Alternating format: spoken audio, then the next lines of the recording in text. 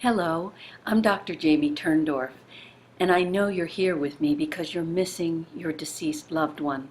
Maybe your loved one was taken from you abruptly due to an accident or sudden illness, or your loved one suffered a slow decline. I know the knifing pain that you're feeling. You can't get out of bed, you can't eat or sleep, you walk the floors at night weeping because you miss your loved one's voice, you miss being able to hold your loved one. And most of the time, your mind vacillates between fearing you won't be able to survive without your loved one and feeling you'd rather just die. Believe me, I do know the pain you're in. My beloved husband of nearly 30 years died of a bee sting while we were on vacation in Italy, and at first I wanted to die and join him. But soon I realized that Jean was making amazing manifestations to prove his presence. My experiences with him lifted me from the pit of despair and proved to me that we don't die, and therefore our relationships aren't meant to end with bodily death. So to honor Jean's request that I let our love shine like a torch that lights the path for others, I developed my new transdimensional grief method that teaches you how to reconnect and communicate with your loved one in spirit. Over the past 10 years, I've been helping people all over the world to reconnect through live talks and at Love Never Dies retreats and workshops, and even on my Love Never Dies radio show on Hay House Radio Network. And here's something I've discovered. After experiencing the joy of reconnecting, everyone seems to need help to continue staying connected. Life has a way of knocking us off our spiritual towers. Maybe we're stressed out one day, or sick, or tired, or a holiday or birthday rolls around and we start reminiscing in memories, and the next thing we know, our energetic vibration lowers and we lose our connection. When you lose your connection with your loved one, when you fall off the horse, so to speak, you need my help to get back on the horse. That's why I've created the Love Club, my private, exclusive, members-only online group where I will work with you to help you reconnect and stay connected. In the Love Club, I'm going to help you perfect your ability to send and receive energetic communications to and from the spirit realm so that you become skilled at communicating with your loved one in spirit. Now, there's another reason why you may find it hard to reconnect with your loved one in spirit.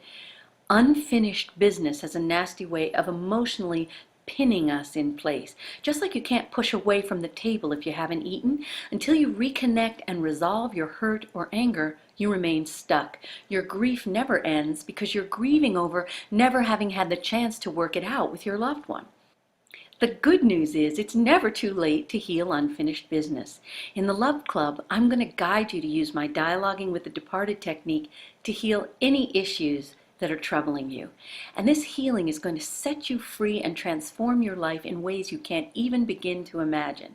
As you're going to discover, reconnecting, staying connected, and healing unfinished business is the secret to lifting you from the pit of despair and into the light of love and joy that only reconnecting can bring.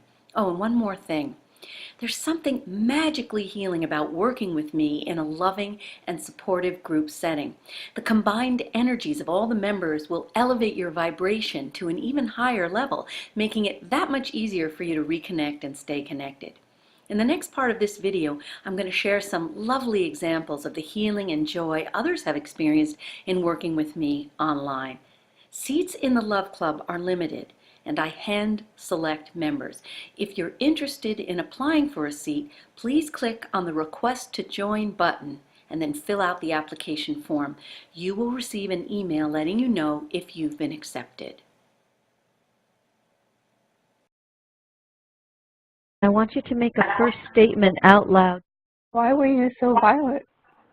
Now take a breath in and see if you can sense what's coming through, Dottie. It could be a word, it could be a sentence. I see a picture of my grandfather who I called Pop. He's there protecting me because I have a lot of fear. He looks sad. He's showing sadness, the kind of a shameful expression. You see that? Like his head is dipped down. He's ashamed of what he's done to you. What else do you get? I feel he wants to say he's sorry. Now, when you do the dialoguing, you want to not narratize. You want to just literally speak his words. Let him speak through you. He says, I'm sorry. Now, he wants to also tell you why he did what he did. Do you hear what he's saying? I didn't know any better. Correct. Keep going. I see pictures of World War II, and I see pictures of his father, and I'm assuming they affected him. His father taught him with anger. Correct. Right. I wanted to create a friendship with you that we didn't have in life. I wanted a relationship with you, but I couldn't do it. I couldn't allow myself to care for you. Afraid of? What's he say? He was afraid of love. Right. Okay. How are you feeling toward him now, Dottie? I understand a little bit more the violence. I wanted to somehow create a friendship with him, and that's what I would like. He wants you to stop talking in the past tense about what you wanted. And he wants you to establish this with him now. I would like very much to have a relationship with you that was loving. See if you hear what's coming back from him.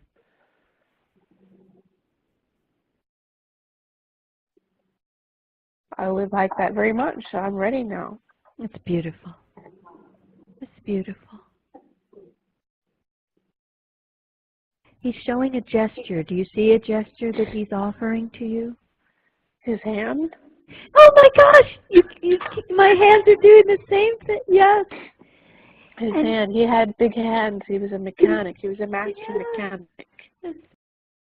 This is a beautiful start for you, Dottie. It's a beautiful start. I just want everyone to speak to you a little bit about the experience. You want to say something, Joe? Yeah, what he's saying is, I was never really angry at you. You notice other people are validating you, Joe. Judith got that too. Maya got that too. Paula got that too. I'm seeing a lot of, like the bobbing heads. I've thought that for years. I want to point out to you that in spite of how brutalized you were, your heart is so open to begin anew with him.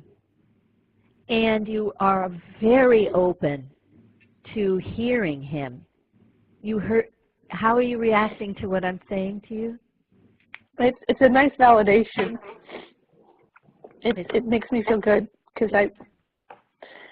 sometimes you think that you're playing games or you're making it up, and that was a really cool validation that you saw the hand and that Deanna saw my grandfather.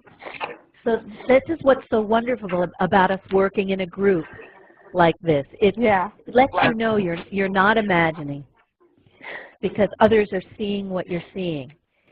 When he said he didn't know better, I saw him being beaten by his dad with a belt. So did I. He'd like you to forgive him, and I saw him doing this, and there was a rosary between his hands with the cross. So he was asking you for forgiveness. I forgive him.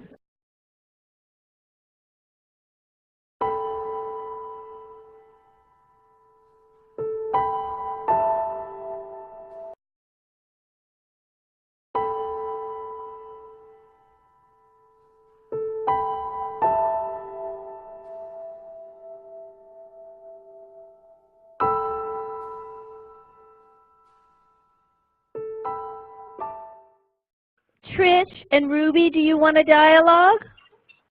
No. For real? I do, but I'm nervous. Talk to us about what's making you nervous, okay? It's overwhelming. I'm afraid that I won't be able to connect. This is not anything that you have to try. This is just about just being. I promise you that with the help of me and everybody else, you will not be an orphan. You will have a connection. Would you like to try and just surrender any expectation? Okay, here we go. Close your eyes, Trish. Take a nice breath in. Make a first statement aloud to your husband. Call him by name as you would have called him. I'm sorry I couldn't do more to help keep you here. Okay. See if you can hear what he's saying to you. It's your fault. You got it. It is not your fault. And what else does he say, Trish? Feel what he's telling you. Love. Exactly. Such love. What does he say to you about the way you're blaming yourself, that you weren't able to keep him on the earth plane? I'm with you. I'm with you all the time. How do you feel, Trish? Feel calmer. Yes, this is very big. You said, I connected to him, I dialogued with him for the first time, and I feel calmer. This is just a start. Now you're going to begin to do this every day, and you will become calmer and calmer. What's happening now, Trish? What are you feeling? I see his face. Oh. You've been in a desert, really, these last 3.5 years. You've been in a desert of disconnection, a desert of disconnection, okay? Small amount of peace that you felt today is just the tip of the iceberg. It's the beginning of the opening.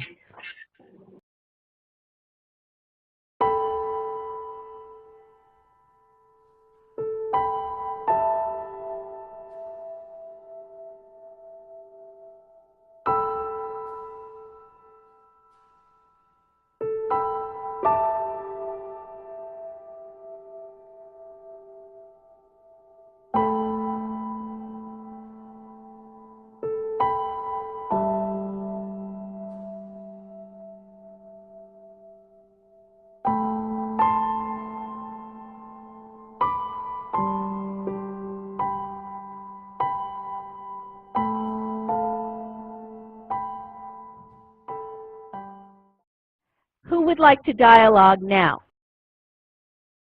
So Gina, you'd like to now? Sure. All right.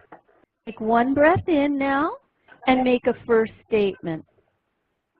Ted, honey, I love you and I miss you, and I am just looking for validation that you really are around me. And now, Gina, see what comes back. Word, picture, physical sensation. I heard him say I'm not going anywhere. I just feel him wanting to hug me. Say his words. I love you and I'm not going anywhere. And I want to hug you, baby. Did he call you baby? Yes, absolutely. I want to hug you, baby. I never heard that before. I want to hug you, baby. I am baby, and it was tattooed on him. Oh my God! Forget it. She got the validation. So cool, right? Oh, yeah. Anybody else want to say something to Gina? What you picked up, what you heard and sensed, anything? Two things came up, a photo album that I don't know if you have pictures you're going to put in, and then a boat. They're out on the table. I'm looking on all of them.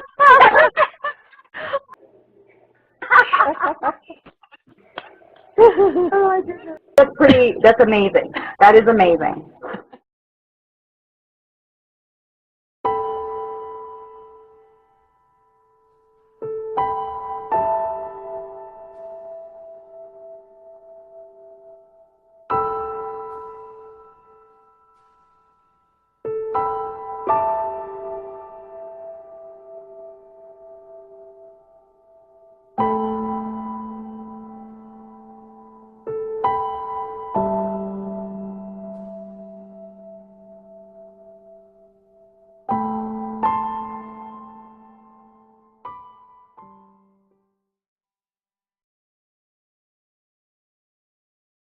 Is this conversation meaningful for you, Trish and Gina? Is this helpful to you? Yes. Yes? Because, I mean, Joe is doing this as a practitioner, and I think for you, Trish, and for you, Gina, this is more for a personal experience as opposed to as a practitioner, right? Right. Fortunately, don't have I wish that I was getting those voices trying to come through of, other spirits. I'm struggling just to get my husband to come through. So it is a different dynamic, I guess, but it's interesting to hear what they're experiencing. Mm-hmm. Now also notice the difference in the languaging. Because, Gina, you said, I'm trying. Joe is not trying. It's sort of like the Messiah always comes the day after you need him. We're back to Yoda again. Don't try. I used the metaphor of a guy trying to get an erection. How does that work for guys? All right, Joe, you can just put it just doesn't work, It's like, that's like the formula for just total... After. The flag flying at half-mast. I'm trying to be polite. Okay? Don't try. Don't try. And I have to say, he is definitely, when I least expect it, that's when I get the most amazing manifestation. We know, baby. I know, baby. But I'm talking about like when I really focus and try to do the meditation and, for reconnecting, and I'm not always successful with that, and I really would love to be able to every time I go through that process. Can you speak to her about this?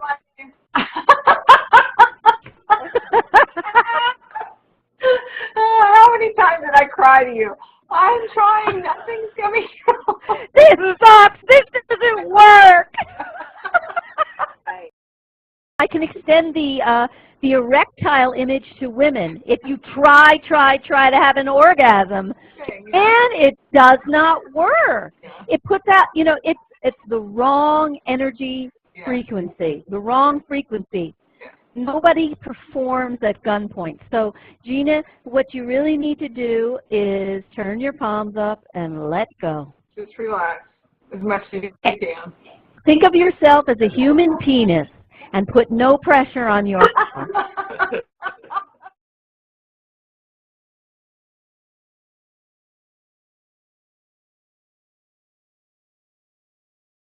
Your problem is a false sense of humility. The real issue for Maya is that she is welded to the belief that she is not getting anything from other spirits when she is. Now, why would Maya be thinking that? Candy, this is close to something you have known, where you doubt. Yeah. Right? Yeah. When you began, you were always saying, I don't get anything. I don't think I'm getting anything. Does anybody else, Dottie, Gina, Trish, you get this thought, I'm sure. I'm not getting anything. Right? Sometimes it's easy to doubt the information that you get, that it's real because of the right and left brain and the processing and stuff. But sometimes if you have a friend that you do it with, if you sit down and you talk about the automatic writing or something, whatever, event that you want to set up, it helps to make you realize how significant the information that you got was. I think you're right on the money, Dottie. Doing it by myself still is more difficult than doing it with other people, with a support system, Okay, I just had an illumination about Candy and Maya and I, for sure, and Joe, I believe, had parents who put us down. We all had this experience. Now, we're coming back to the original thing where Joe said, I have voices in my head. Well, one of the biggest voices that is an impediment to you doing anything in life are the critical voices of your parent telling you you're no good. You can't do it. Maya, I think that is what we're listening to when you keep insisting that you're no good. I do, too. That's what we're listening to. And I realize that it's the voice of your abusive mother because it's not a fact. And Candy, you've had the same thing, right? The voice telling you you can't do it, you're no good, doubting everything that's coming through, because it's the voice of the critical, abusive parent. Now, when you know who's talking shit in your head, it's very helpful, because then you're able to create a separation between your voice and that parent's voice. Now, it doesn't matter whether the parent is still living in a body or whether the parent's in spirit. Doesn't matter. The voice is alive inside you. And where it really messes you up in your life is when you get confused and you think you're thinking it yourself. And it is called a toxic introject, and if it's really interwoven into your psyche, it's an implant. It's literally like a tooth implanted. And when you talk, you really believe what you're saying is true. You are a ventriloquist speaking your mother's words. As I said earlier in this video, seats in the Love Club are limited and I hand select members. If you're interested in applying for a seat, please click on the Request to Join button and fill out the application form, and I will send you an email letting you know if you've been accepted. And this is Dr. Jamie Turndorf wishing you all the love in this world and beyond. Talk to you soon in the Love Club.